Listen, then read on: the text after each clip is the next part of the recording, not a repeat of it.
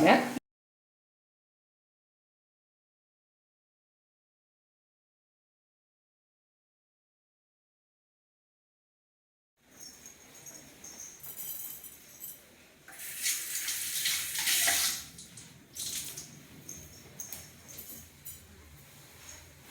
Hello friends, welcome to our channel. இன்னைக்கு பதிவில் ஒரு சுவையான டிஃப்ரெண்ட்டான ஒரு நியூ ஸ்டைலில் பிரேக்ஃபாஸ்ட் ரெசிபி, பீஷா பர்கர் எல்லாமே தோற்று போகிற மாதிரி ஒரு அருமையான ரெசிபி ஒன்று இன்னைக்கு பதிவில் எப்படி குயிக்காக, எப்படி சிம்பிளாக, எப்படி டேஸ்ட்டாக செய்யுது அப்படின்னு பார்க்கலாம் வாங்க. இந்த டேஸ்டியான பிரேக்ஃபாஸ்ட் செய்கிறதுக்கு இன்றைக்கி நான் 1 கப் அளவுக்கு அவளை எடுத்துருக்கிறேன். அந்த அவலில் லேசான அந்த பேப்பர் அவல் தாங்க எடுத்துருக்கிறேன். இந்த மாதிரி அவல் எடுத்துக்கிறோம். இதில் 1 கப் அளவுக்கு தண்ணி சேர்த்துட்டு அது நல்ல அந்த தூசு அழுக்கு இதெல்லாம் இல்லாமல் ஒரு 2 டைம்ஸ் இந்த அவலை கழுவி எடுத்துகிட்டு வந்துடுறேன். பாருங்கள், நல்லா கழுவி எடுத்தாச்சு. இதை நான் சும்மா ஒரு 2 டேபிள் ஸ்பூன் அளவுக்கு தண்ணி சேர்த்துக்கிறேன்.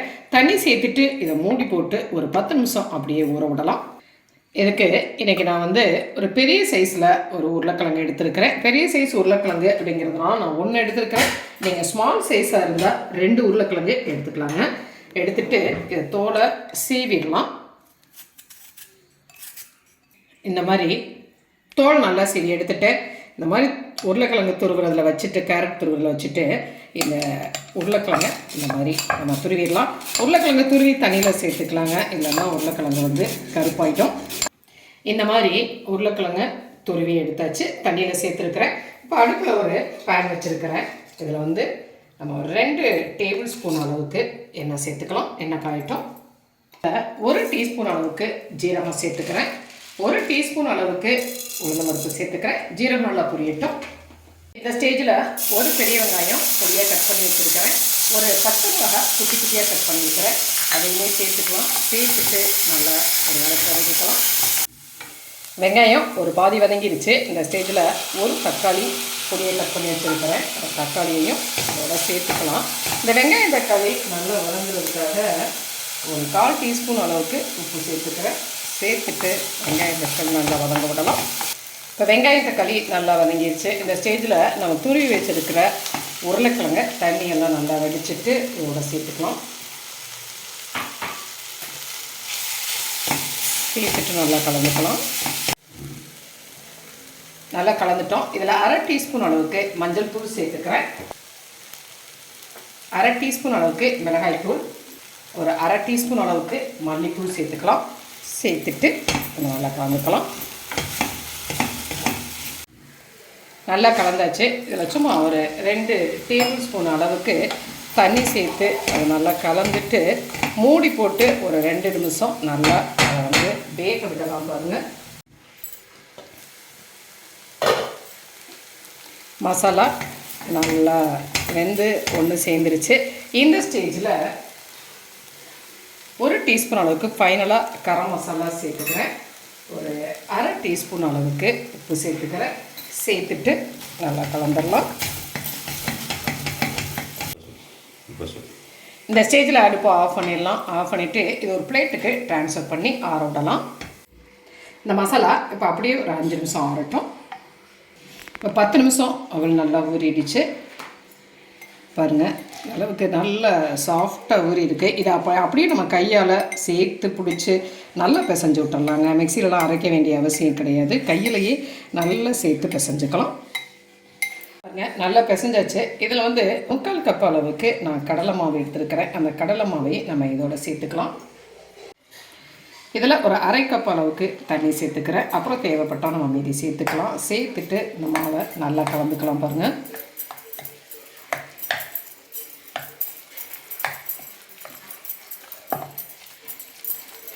ரொம்ப தண்ணியாகவும் வேண்டாம், ரொம்ப கெட்டியாகவும் இல்லாமல் கலந்துக்கலாம். ஒரு இட்லி மாவு பதத்துக்கு நம்ம கலந்துக்கலாங்க. நல்லா சேர்த்து கலந்துட்டேன் இல்லையா. இதில் ஒரு 1/2 டீஸ்பூன் அளவுக்கு நான் உப்பு சேர்த்துக்கிறேன். உப்பு சேர்த்துட்டு இன்னமும் கொஞ்சமாக தண்ணி சேர்த்துட்டு கலந்துக்கலாம். இந்த அளவுக்கு மாவை கலந்துட்டோம். இப்போ நாம் ரெடி பண்ணி வச்சுருக்கிற மசாலாவில் ஒரு பாதி மசாலாவை நம்ம வச்சுட்டு பாதியை மட்டும் இதில் சேர்த்துக்கலாம். பாருங்கள், பாதி மசாலா வச்சுருக்கிறேன். பாதி மசாலாவை இந்த மாவோடு சேர்த்துக்கலாம். இதில் சும்மா 1 டேபிள் ஸ்பூன் அளவுக்கு தண்ணி சேர்த்துட்டு இதை மீண்டும் நல்லா கலந்துக்கலாம். அந்த மாதிரி மசாலா சேர்த்து செய்யும்பொழுது ஒரு நல்லாவே டேஸ்ட்டாக இருக்குங்க.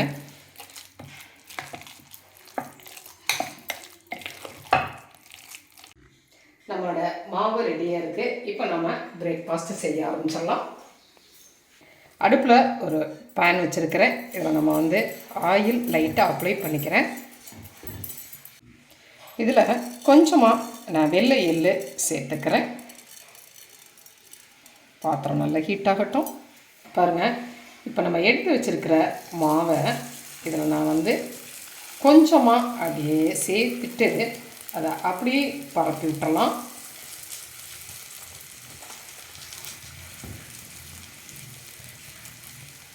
அடுப்பு லோ ஃப்ளேம்லேயே இருக்கட்டுங்க.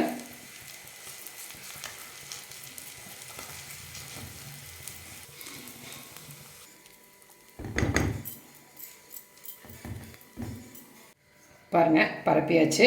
இதில் நம்ம எடுத்து வச்சுருக்கிற அந்த மசாலாவை இதில் சேர்த்துக்கலாம். சேர்த்து ஒரு கோட்டிங் அப்படியே பரப்பி விட்டலாம்.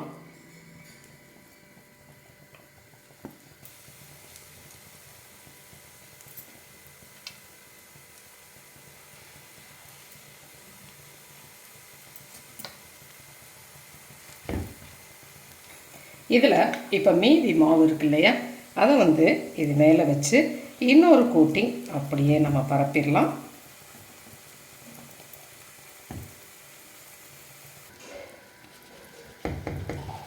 பாருங்கள், இந்த அளவுக்கு மாவை வந்து மேல் மாவையும் நல்லா பரப்பி விட்டாச்சு. எல்லாமே ஈவனாக ஒன்றா இருக்குது இல்லைங்களா. இந்த ஸ்டேஜில் அப்படியே லோ ஃப்ளேம்லேயே வச்சு இதை ஒன் சைட் நல்லா நம்ம வேக விடலாம். அதிகப்படியான ஆயில் தேவையில்லைங்க. லைட்டாக கொஞ்சமாக நான் ஆயில் சேர்த்துக்கிறேன். அப்படியே வேகட்டும். மூடி போட்டுக்கலாம். ஒரு 2 மினிட்ஸ் அப்படியே லோ ஃப்ளேமில் வேகட்டும். ஒன் சைட் வெந்துருச்சு. இப்போ இதை அப்படியே நம்ம நெக்ஸ்ட்டு சைடுக்கு திருப்பி விட்டுக்கலாம்.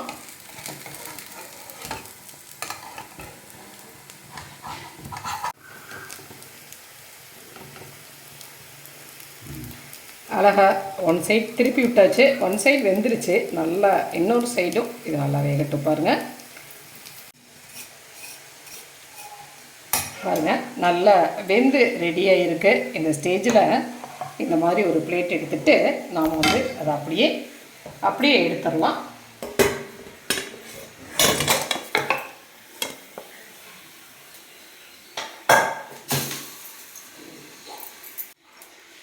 சுவையான ஹெல்த்தி பிரேக்ஃபாஸ்ட் ரெடி ஆகிடுச்சு. நான் கொஞ்சமாக மல்லியில சேர்த்துக்கிறேன். இது வந்து நல்ல ஒரு ஹெல்த்தியாக இருக்குங்க. முறுமுறுன்னு இருக்கும். குழந்தைங்கள்லேருந்து பெரியவங்க வரைக்கும் எல்லாருக்குமே ரொம்ப பிடிச்ச ஒரு பிரேக்ஃபாஸ்ட் ஐட்டமாக இருக்கும்.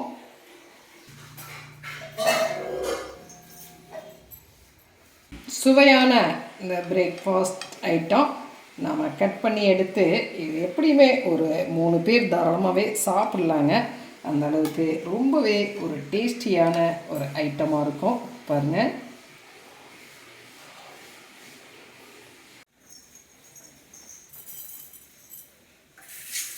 பாருங்கள், குழந்தைங்கள்லேருந்து பெரியவங்க வரைக்கும் எல்லாருக்கும் பிடிச்ச ஒரு பிரேக்ஃபாஸ்ட் ஐட்டங்க. பீஸா, பர்கர் எல்லாமே தோற்று போயிடும். எல்லாருமே ரொம்ப விரும்பி சாப்பிடுவாங்க. வீட்டில் இருக்க பொருட்களை வச்சு ரொம்ப குயிக்காகவே செஞ்சிடலாம். செஞ்சு பார்த்துட்டு உங்களுக்கு கமெண்ட் சொல்லுங்கள். இந்த பதிவு உங்களுக்கு பிடிச்சிருந்துச்சுன்னா சப்ஸ்கிரைப் பண்ண மறக்காதீங்க. லைக் பண்ணுங்கள், கமெண்ட் பண்ணுங்கள், ஷேர் பண்ணுங்கள். மற்றும் ஒரு பதிவில் உங்களை மறுபடியும் சந்திக்கின்றேன். நன்றி.